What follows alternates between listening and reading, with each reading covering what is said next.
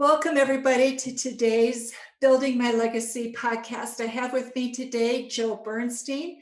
He is founder of Drop the Armor Wellness, and he's a men's coach. You know, we see a lot of women's coaches and women helping women in the business world, and especially in the entrepreneurial world. We don't see a lot in terms of coaches specifically for men. So I find that fascinating. Joe, you started out in working in corporate America, went through a life-changing experience that really caused you to shift and to look at what you wanted next in life. And I think part of what you experienced and how you began to reflect and shift may be part of what our audience is also looking at. You know what? My life isn't quite working the way I want it to work. I'm not making I'm gaining, but I'm losing at the same time. So let's start by sharing your story and how you ended up doing what you're doing. Great. Thank you. First of all, thank you for having me. I like to live a lot of gratitude and I appreciate being on here, getting a chance to share with your audience. My story has got so many ins and outs, and I'll take it to where I was at. I was 31 in 2013. I'd been about 11, 12 years into a career with a company I loved. I felt connected to the mission, the values. I was performing really well, running multiple stores for Bose Corporation. Um, However, most of my life I'd been pretty unhealthy. I'd been overweight from a very young age, and my health wasn't great. I was running into some trouble with kidney stones. I had to have surgery. I was already starting to lose mobility in my late 20s, early 30s. And I was married, but not in my best relationship. And so, let's see, about 5 months into couples therapy, there was a couples therapy session where my ex-wife at the time just was too busy to show up. And I finally, after 7 years of being in this relationship, of biting my tongue and holding back and not wanting to rock the boat, because I couldn't imagine risking losing a marriage, losing a relationship, or even having the discomfort of some of our arguments and fights that would show up when I did try and stand up for myself. I finally stood up for myself. I asked her to be more deeply engaged in our relationship, in the process of healing it.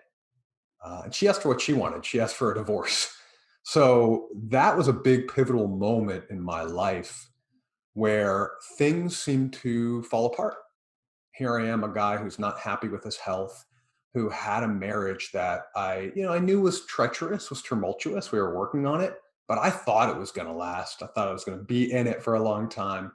And I was in a career that I loved, but I could already start seeing some of my passion wane. And so it just kind of woke up one day realizing, all right, my relationship's pretty much over.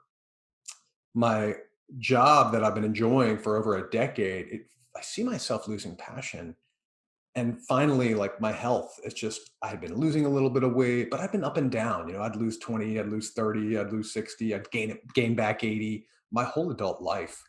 And so, something happened. I was sitting there one day, a few weeks after the whole decision to divorce came up, and I finally decided it was this is it. I can keep going down this trajectory. I can be unhealthy. I can be lonely. I can work a retail job that, I had some fun in, some passion in the rest of my life, or I could take responsibility and change and grow. And so there was a huge moment of just grabbing the reins of my life. And then I dove into a couple of years of deep, deep personal growth work and transformed everything from losing 160 pounds in a very natural and pretty sustainable, healthy way to truly transforming my beliefs around who I was socially, romantically, what I could do as far as a professional career. And then eventually made the leap and left retail and decided to start writing and coaching. So I've got a lot of little nooks and crannies in that story, but we'll leave it there for now and see where we're at. So you work primarily with men. What is it that brings men to you, Joe? Yeah, that is a great question. Often what brings men to me is they're on a growth path. Something doesn't feel right. Something doesn't fit. Maybe they've got a really great career, but they're just not taking care of their health and they're starting to really feel it, especially as they're in their late 30s or their 40s, or they're getting closer to, 50 or so.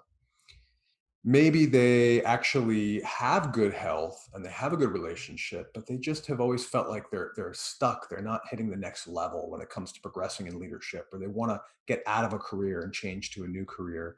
But essentially what it tends to be is it tends to be people that are like really heady. They're guys who are very intellectual, and they've decided something needs to change in their life, right? And so what they've done is they've maybe gone to therapy, they started reading a bunch of self-help books, maybe they found a men's group, and they have all this new knowledge about how they work on the inside. But what I often hear is, okay, therapy was nice. I know myself better, a little more kind to myself, but nothing's changing. Or, I hired a personal trainer and a dietitian, but it only worked for as long as I hired them. Nothing stuck.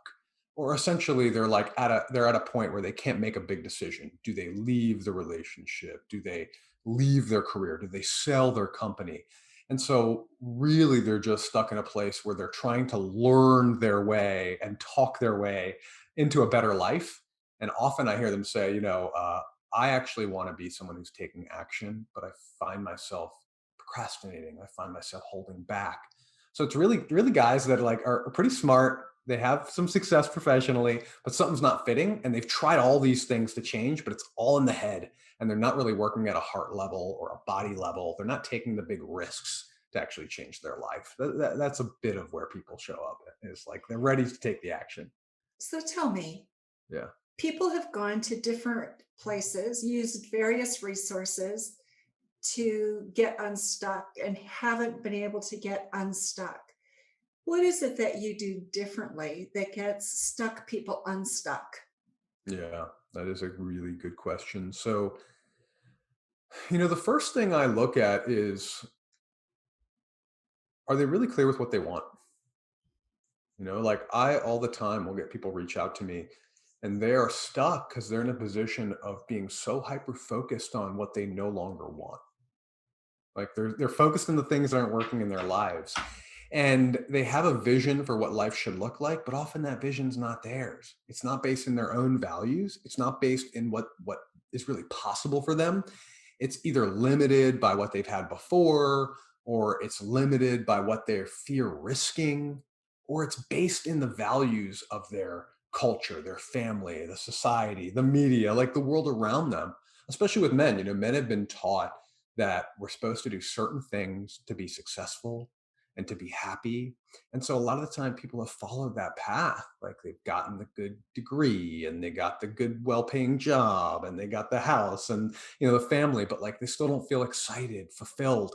And so the first thing I do is I'll spend a deep amount of time. It could be anywhere from 2 to 3 months with people, digging deeper into their vision and just blowing up all of the focus on getting out of the pain they're in or getting out of the stuckness they're in, and really looking at, all right, if you really could make anything happen, what would it look like?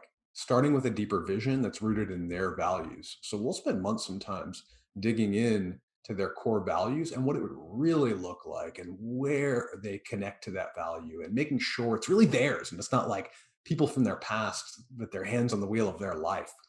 So we start there. I think that's it. A lot of time people are trying to force change based on a concept of what they don't want. I think getting really clear on what they do want, getting really clear on their own values and learning to connect with their own emotions and the people in their life from a deeper place. So that's it. I think stuckness is just a matter of perspective, and it's a matter of knowing we don't want what we have, but not really being so clear that we can get what we want and going after what we want. If that makes sense. Yeah. So part of what I'm hearing you say, Joe, is that it's those pressures of success, making money, buying a house, Mhm. having happy wife, family, children.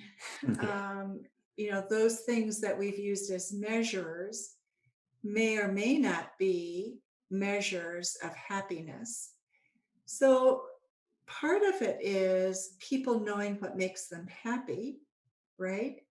And Mhm. sometimes that alone is elusive. So how do you help people sort that? Because that seems to Yeah. me as a beginning place. Right. That can be elusive. I mean, the truth is sometimes we don't know fully until we experiment, until we try things on, until we figure things out. I often find that like I'll have clients that have worked with a coach or someone before that has a program, has a 12-step system. Like a current client I love working with, he worked for 6 months or so with like a Tony Robbins coach. And there's nothing wrong with Tony Robbins coaches. I know some that I really like, and I'm kind of like, oh, maybe I should hire him one day. But he just kept feeling like, the cookie cutter approach wasn't working. So with me, I take away all cookie cutter approach. I'm not like, if you want fast change, I tell people I'm not the guy. Like, I'm the guy who we're going to spend 8 to 12 months digging deep, doing experiments, trying things on, really orienting towards how things feel rather than the actual result or the outcome. I think about like a client I have who he had always believed that you have to, be the best. You have to be the best in your field. You have to be number one. You have to be smarter than everybody else. You have to make at least $400,000 a year. There was all these rules that he had. And at the end of the day, what he really was starting to see now that he's in his like late 40s is he doesn't love that competitive way of being all the time. He doesn't love having to work 60, 70 hours a week. He loves spending time with his family. He loves spending time in nature. He loves having creative projects, even though he is like a black and white numbers, blockchain, Bitcoin genius. So it was almost for him like a matter of understanding he can take that and make that his life. He doesn't have to keep checking the boxes of what people think a traditional success is. And for him, like, that's an example of him just letting go of all of it, him just letting go of what other people are thinking and needing status all the time, and really leaning into what he loves. Now, of course, at this moment, he's now making like more money than he ever did because he's got multiple projects that are actually really successful right now, and he's got more free time. But that's it. It's really discovering what are the things that I was told should make me happy and what really does make me happy, and trying and experimenting and testing things out. Sometimes that means big risk. Like, sometimes it means big risk. He sold a company. He quit writing a blog he'd been writing for 12 years. He took a job as a CMO with this company that allowed him to work 4 days a week and to be done working at 3 so he could spend time with his kids. And he decided that he could he could let go of writing a book he was writing about blockchain. I mean, like, it's a bunch of big risks for him in the last 7 or 8 months. But now he's getting to the point where he's really just feeling like, okay, we're finally getting there. And so a lot of the time it's just a matter of experimenting and being willing to risk things and being willing to understand, like, you're resourceful. You'll be able to figure things out if they don't go in the direction you want. And experimentation is part of the process of living a lit up life. We can't just be cookie cutter and follow someone else's steps. You talk about emotional intelligence not being the most important, and that's pretty out there because emotional intelligence is really highly held and regarded right now in corporate circles and in human resources. So, share a little bit about why you feel that Yeah. way and what brought you to that. Thank you. Thank you for asking. I'm so glad you asked that, actually. Um, I actually believe that emotional intelligence, as taught, like, I love Daniel Goleman. Like, his work's great. I've read his books. The programs he has right now are pretty amazing. But the way it's been taught and delivered to us by academia, by the Harvard Business Review, by human resources, by a lot of corporate executive coaches and leaders, it's focusing on just the knowledge of emotions. It's what it says it is, emotional intelligence. And the truth of the matter is, we don't connect with people through our intellect most of the time. We connect with people and ourselves through a more whole, more embodied experience. So I say emotional intelligence is BS because the way it's been taught is essentially, and my clients will laugh at this, if you are charismatic, if you look like you're listening, if you know how to say things that sound compassionate, right? If you're able to actually talk about an emotion as if you knew what it meant, then you can pass. Like, when I was in retail, I had really high scores for emotional intelligence on my 360 reviews. I was known for that. But the truth was, I was actually repressing emotions. I wasn't speaking up about things that sometimes bothered me or that really frustrated me or hurt me. I wasn't someone that really knew how to handle and understand my responses to things like fear and anger or shame. It's kind of like I say emotional intelligence is BS because I want people to be emotionally competent and emotionally fluent. And a lot of the times, emotional intelligence is really about checking certain boxes to look like we're a good leader or to look like, we're a good team member. In reality, there's deeper depths to understanding the embodied experience of emotion, to understanding how to really connect with people at a core level when they're in need. So, and to connect with ourselves, to really process our own self and our own experience, and show up with authenticity and honesty. Like that's a big buzzword right now is authenticity. Well, if we're following the box of like, hey, you can't be frustrated and you can't show it, and by the way, you have to tell people that you're empathetic and you're listening and your door's always open. But when they walk in, you're frustrated and you're overwhelmed and you're not owning it and you take it out on them. Like that's that's what I mean. It's just creating a reality of like what is a true experience of a human being as a whole human in emotion, and bringing that to your personal life, bringing that to your relationships, bringing that to your family, not just that corporate version of what we're taught emotional intelligence is. So that's actually a topic like we could dive in on pretty deep. I hope that kind of that overview lands. I want people to feel their emotions on a deeper level and know who they are when they're experiencing their emotions, not just check the boxes that make them look like a good leader in their boardroom, if you will. So there's a difference in between owning your feelings and sometimes expressing them. You can own them without necessarily expressing them, and um, part of that, I think, is what is talked about with emotional intelligence. So speak to that a little bit because I think that is a struggle, particularly that men have Yeah. between can I own it without expressing it? And if I own it Mhm. without expressing it, how do I manage it and deal with it? Right, right. Well, so I think that's a broken paradigm. Like, I'm just going to be honest there. I think that the reason we've been taught that you should own it, but not necessarily express it, is because we've never been taught the skill set of how to express it in a way that doesn't potentially harm others or ruin our reputations. Right. So we've learned that when we express our emotions, it creates disconnection. And for anyone who's really into, say, the work of, say, like Brene Brown, for example, right? Or even Esther Perel, she's bringing a lot of her knowledge of relationship into the corporate world right now, into work world, very clearly in their trainings, even in the leadership trainings that Brene Brown is doing right now.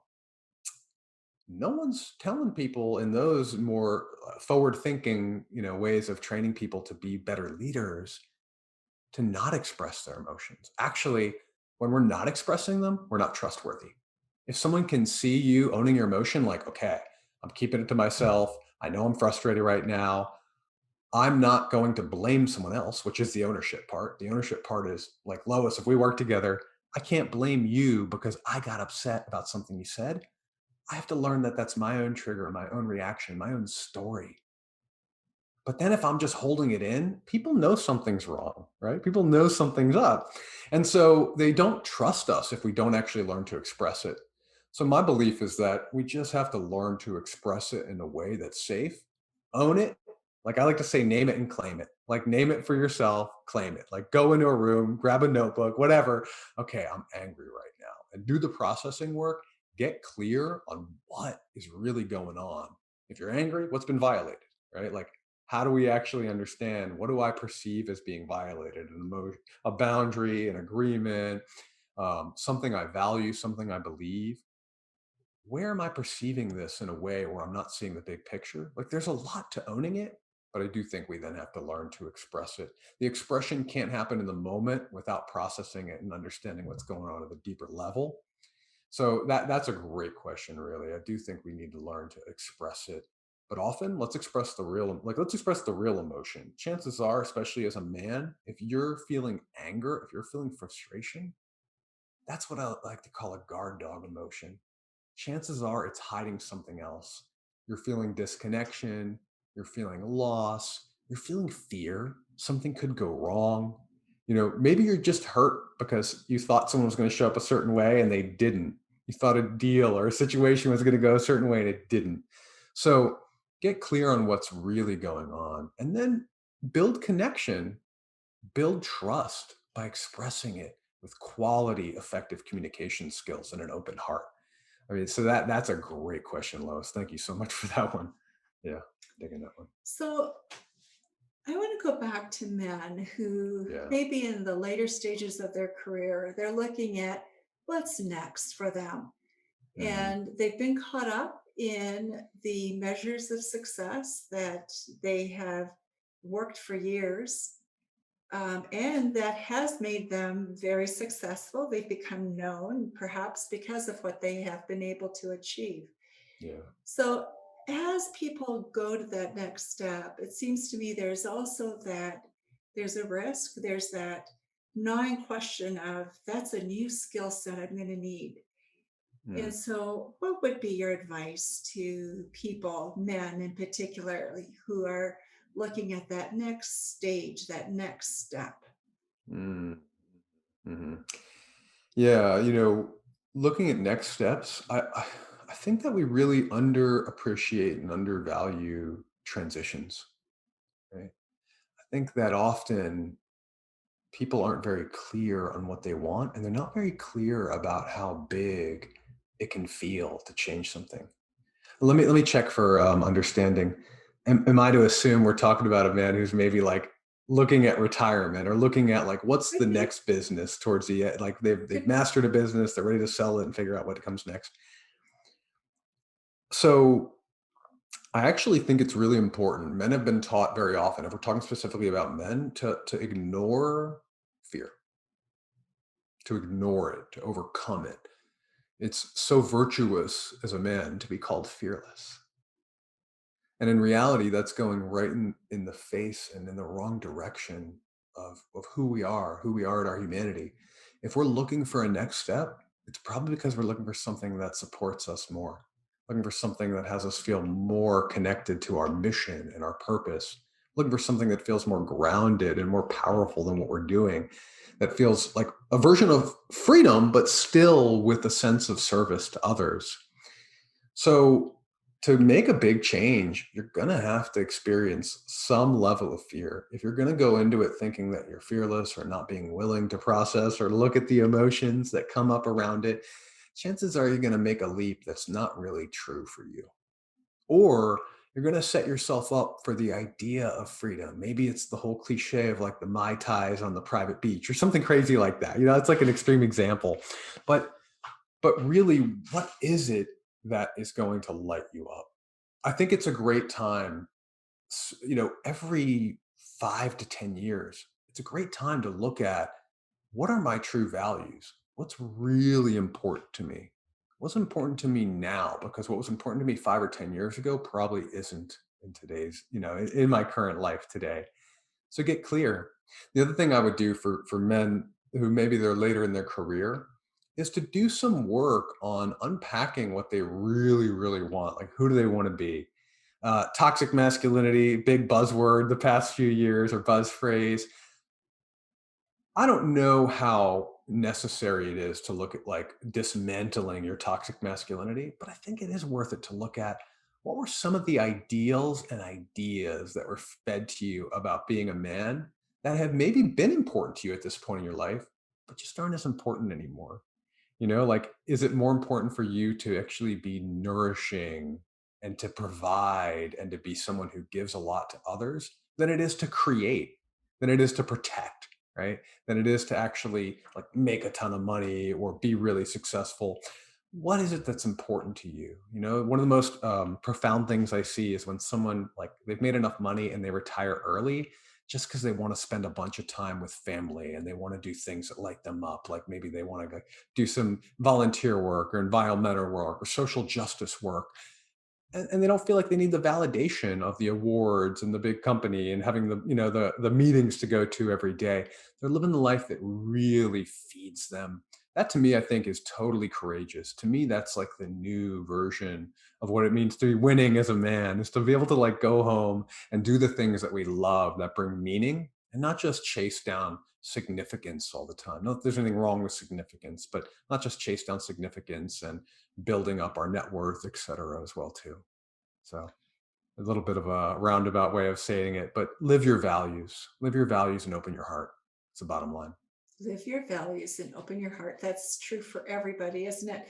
Yeah. Joe, our time is almost up. Anything we have missed that is important for our audience to know that you would like Yeah. to share?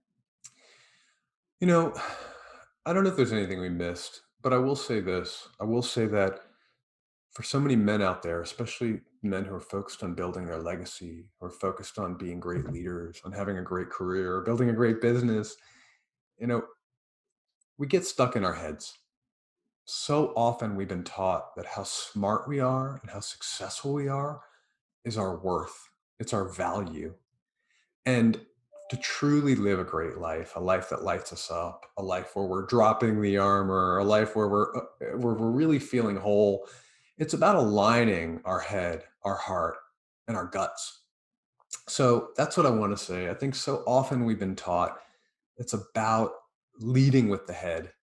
And I believe that men and masculinity and really our world, forget about just men, our world going forward, it's about leading with a deep connection between a clear head and an open heart. So that Mm. might mean doing things differently. It might mean challenging the way that you've been brought up or the way that things once were. But ultimately that's what I'm here for. I'm here to help other men believe that they can create change, that they can live an exciting life, that they can take the risks that they're afraid of taking, that'll really have them feeling a sense of deeper love and grounded power and being committed to what they most value in this life. So that's the bottom line. I think that's the final thing I'll say is connect that head and heart, and you'll be living a great life. I love that. Connect the head and the heart. Boy, we Yeah. can all use a big dose of that, I think, especially right now. There seems to be Mm. a bigger need for it than ever. We will have information about Joe in the show notes and information about how you can get in contact with him if you would like to do so.